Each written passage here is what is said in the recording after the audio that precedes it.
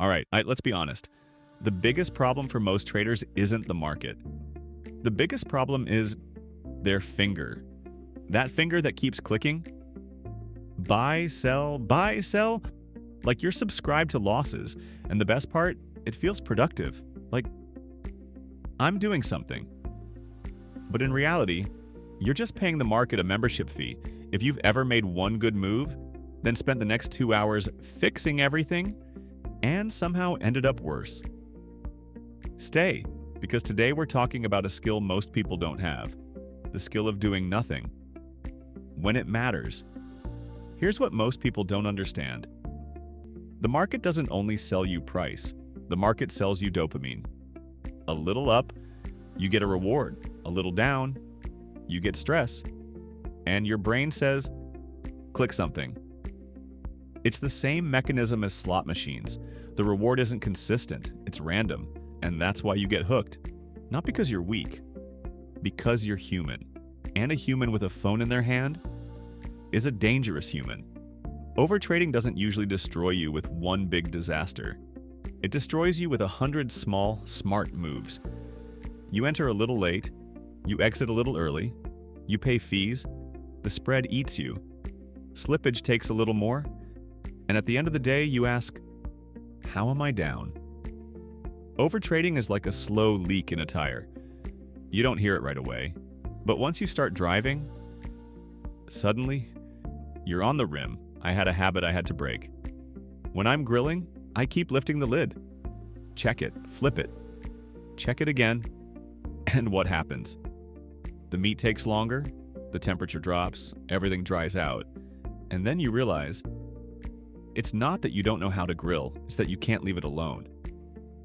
Overtrading is the same. You keep checking, you keep fixing, and you ruin something that actually had a chance to work. Now, here's the expensive part.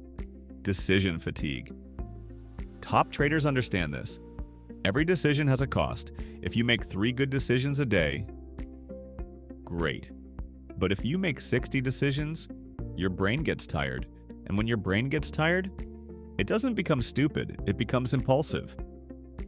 And then you do the classic things. You take a move so you don't miss it. You exit too early to stay safe. You hold too long so it comes back.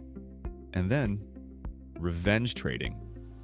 Revenge trading is when you try to explain to the market that you're right. The market says, okay, and hits you again. Now the point. Doing nothing isn't passive. It's selection. It's like walking into a supermarket and not buying everything you see, because not everything is an opportunity.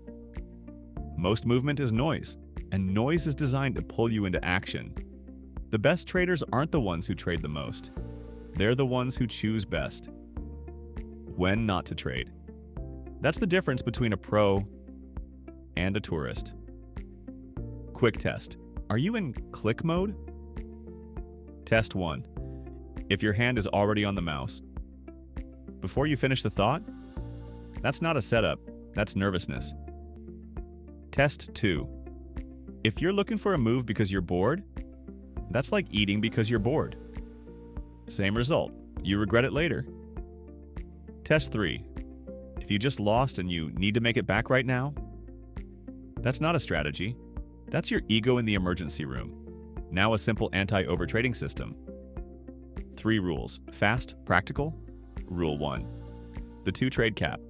Max 2 trades per day. The third one is almost always emotion. Not because you can't do more, because you don't need to. Rule 2. The 15-minute reset.